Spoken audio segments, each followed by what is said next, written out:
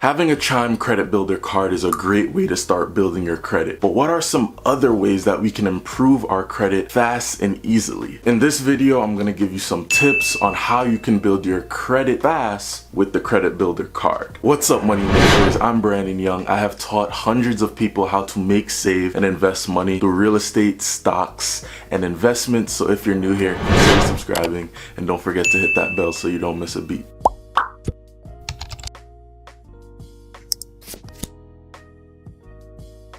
Now, the first step is, if you want to start building credit, you need to have some type of secured credit card or credit card in general. If you don't have one, be sure to go and check my link in the bio so you can get started with a Chime secured credit card if you're new to the game or if you're just looking to improve your credit. When you use my link down in the description, you will start off with $75. So come on, man. You want a free $75? Come on, get started. Number two is you want to make sure that you deposit or have a high enough credit line to use. Let me explain. Now, the way secured credit cards work is depending on your deposit, which is the amount of money that you put in, that will be your credit card limit. And when it comes to that, a lot of people may not want to put a lot of money in. They may put $100, $200, $300 into their account, which makes that their credit limit. Now, Chime doesn't have any restrictions on the amount of money that you can start off with, but it's going to lead into part 3, which is you want to use your credit limit sparingly. Now, when it comes to credit card utilization, you want to keep that utilization under 30%. Me personally, I recommend anything from 10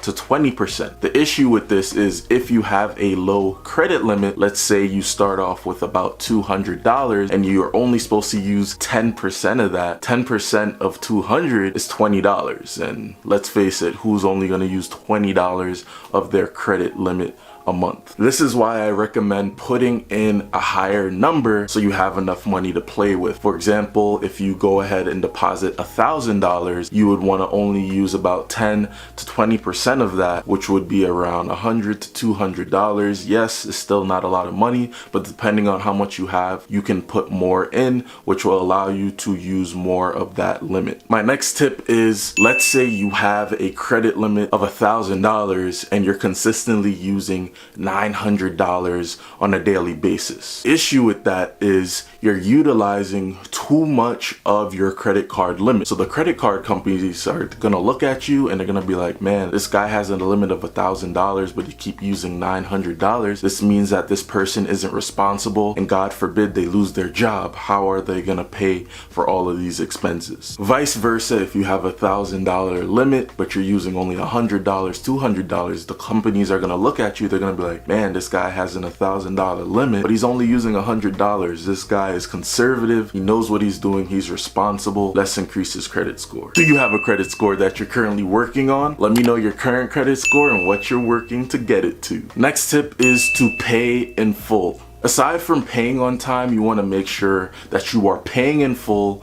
You're not carrying a balance from month to month. Paying in full shows that you never spend more money than you have, and obviously it's a great money habit to have in general. Next tip is to set up your payments through autopay. So this can include anything from your bills to your actual secured credit card. Now, usually when it comes to paying the secured credit cards, they offer 3 types of payments. You can pay it in full, you can pay a fixed amount, as well as you can pay the minimum balance. I always recommend that you pay off your credit card in full. You don't want to be carrying a balance, but these are some other options that you can use. My next tip is to set up alerts. Make sure you're keeping all alerts on and notifications on for the Chime Builder app. You want to make sure that you are up to date with anything that might have been used on your card. When payments are coming up, you just want to be kept up to date so you don't miss a payment and you can see what exactly is going on your account. Next tip is you want to set up a payment date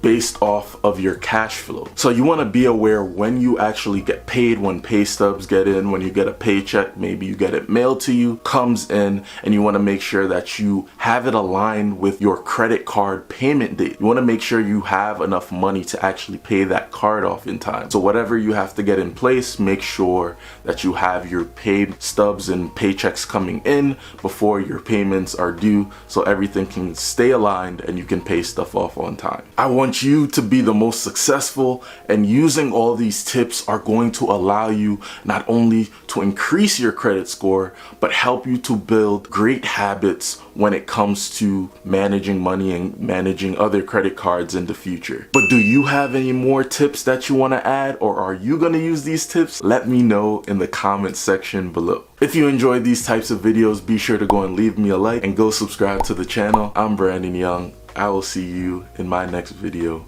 Peace.